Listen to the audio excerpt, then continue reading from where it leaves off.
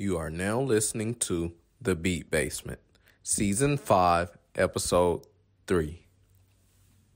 I consider turntables an instrument, depending on how you use them.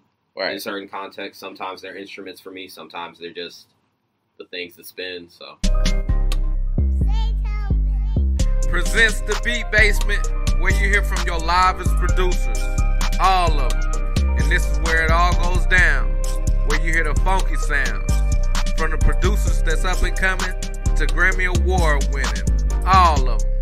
And I'm your host, Swish, and we going in. Everything going in.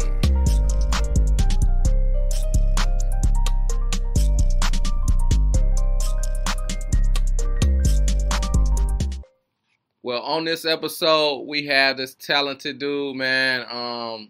He's been doing this thing, man. All I can say is he's out there in the streets working. On this episode, we have DJ Nkosi.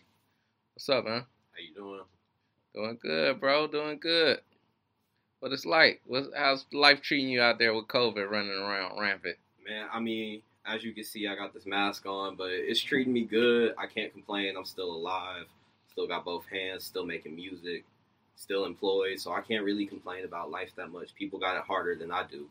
So I feel like it's almost like mindless to be like, oh, I got it bad right now during COVID. I got a roof over my head. I got money. I got family. So can't complain. You're blessed, man. Yes, Blessed. Yeah. In a dark time right now. So yeah, man. So tell the listeners a little bit about yourself. So, well, my name is Kevin. Kevin James. I go by Nkosi, which is actually my middle name, funny enough. I started music real early, like 8th grade. So I kind of I've been doing this for a long time. It started with marching band and just playing drums at friends' houses and whatnot, and then getting into playing bass, and then finally got to college and realized, oh, I want to make all the music myself. Like, I want to do everything. I don't want to be in nobody's bands. I don't want to write nobody's music for them. I want to write my own stuff and just handle it all. So that's really just summing everything up, I guess. Okay, dope, man, dope. Dang. So where you from? Like, I'm from Decatur.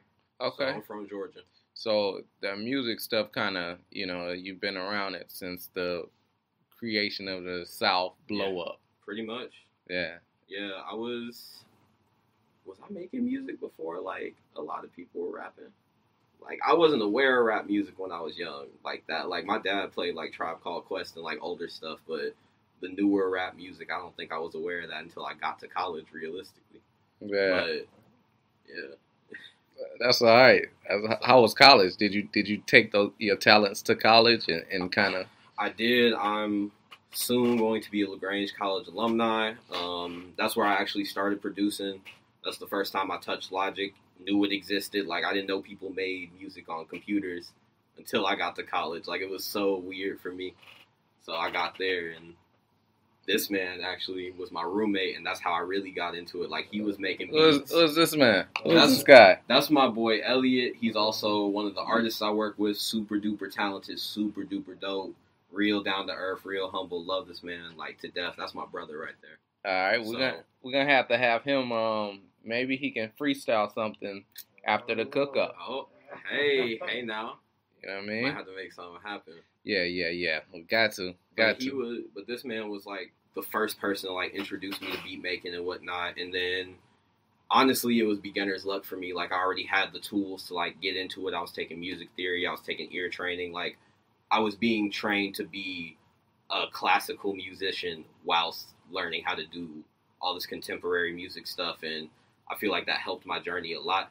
And like, college is really, really important for becoming a musician, but not like really important as in you have to, but if you choose to, take it seriously. You know what I'm saying? Yeah. Dang. So you actually have somebody that influenced you with you still to this day, Yes, that sir. travels with you and hops on your beats. Mm-hmm. That's tight. That's dope. We're working on an album right now. It's called Shade from the Sunshine State. Release date, we don't know yet. It's in the making. It's cooking. Just know that it's brewing right now. We want to release something hot. We don't want to just push it out. You know what I'm saying? Take our time. It's a labor of love.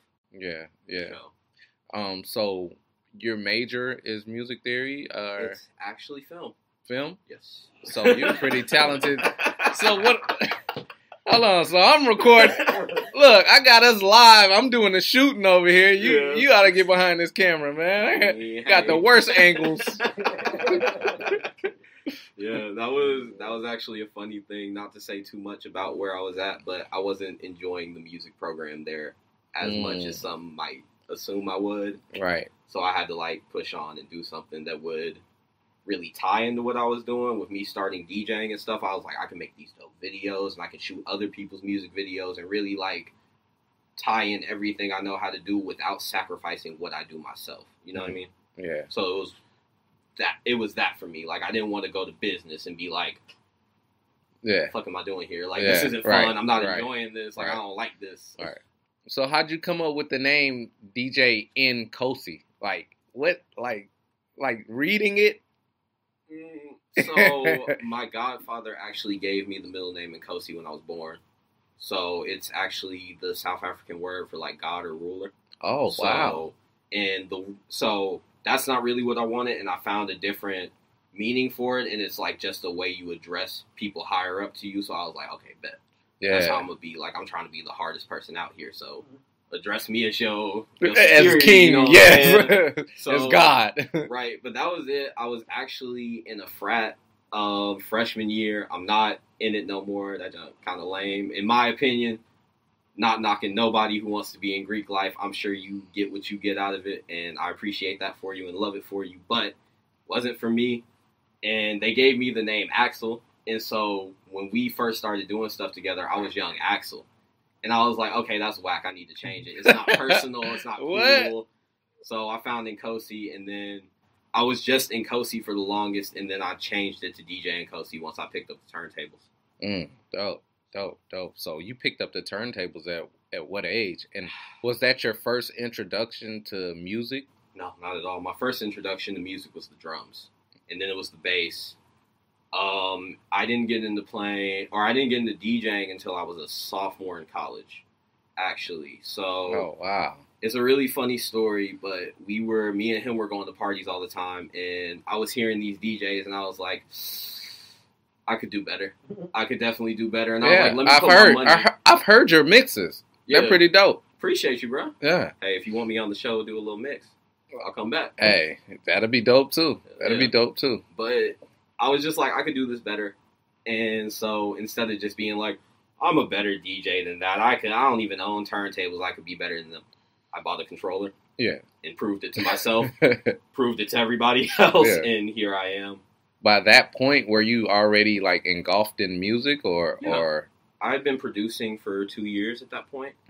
So it was, part of it was like for me to find, like I was looking for some way to like perform my beats out. Because I was like, it's kind of lame to like plug an aux cord into a laptop and hit the space bar and like stand there. I can play with the songs and stuff like that. I can mess with everything that's going on in the whole track.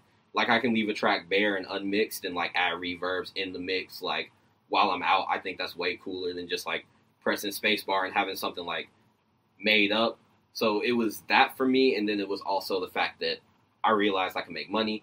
I could do it better than the people who were doing it. People would realize who I am around campus and that kind of stuff. And it worked out for me. I was doing sorority events and getting a little bit of paper here and there. Dope. So dope. But you say the frat life wasn't for you. What made you choose producing? So when I was in high school, I was playing in a band and I was writing a lot of music and I was writing the parts for other instruments. And I realized I can do all that stuff by myself through the power of a computer. Is that where the drums came into play at?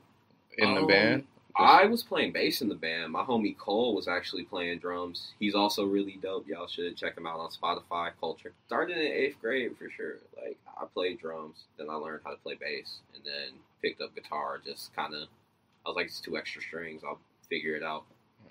Keys came into play in college.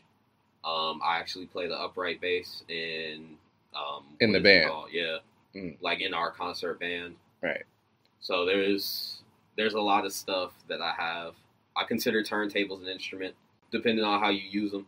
in certain contexts. Sometimes they're instruments for me. Sometimes they're just the things that spin. So, can you make a beat using mixing it a little bit with the turntable? So, what do you mean, like make a beat? Like make a beat in Logic and like do some scratches, or like? I guess so, or make the beat while scratching it in Logic. So there's beat juggling, which is like taking the same record on both sides, and that's kind of how it started.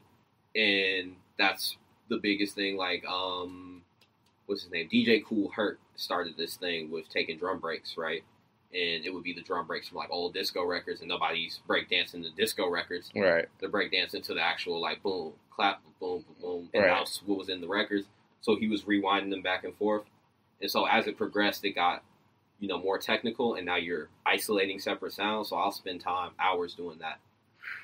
Like just trying to figure out how many different rhythms can I get from this bass drum, this snare, and all the different sounds that are within it. So yeah, I'll sit there and do that.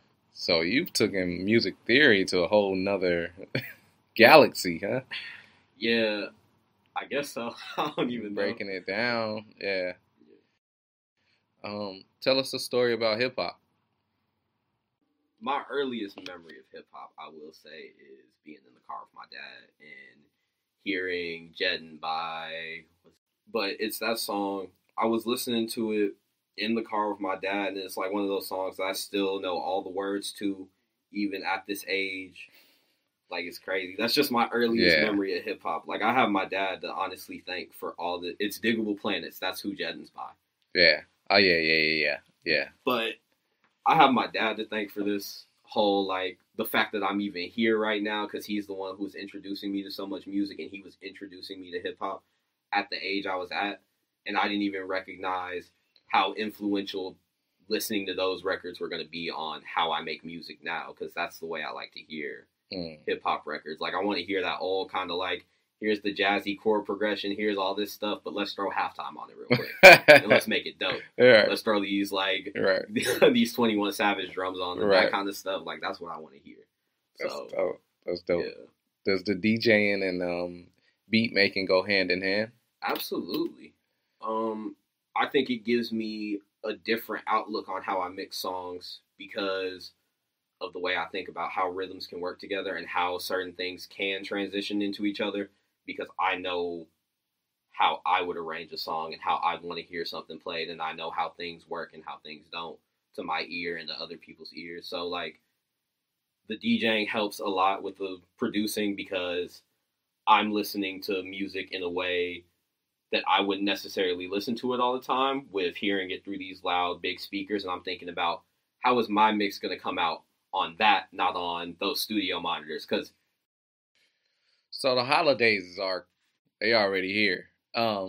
What's the sound that you tend to, hear and like to use around this time? You know what? Sleigh bells. Sleigh bells would be hard to put in a beat. I've never done it before, but now that you said it, it's time. Hey, for the cook up, you got to cook up a holiday, holiday holiday / what new president / beat. It's the cook up. Time for the cook up.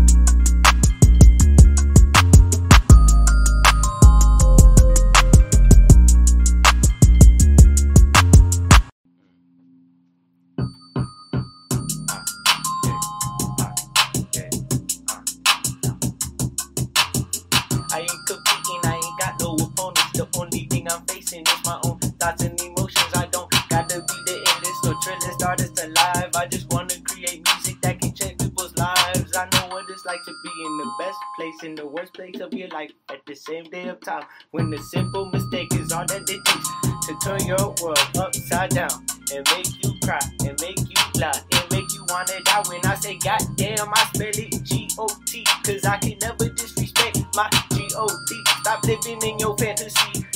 You just looking like a kid with a dream.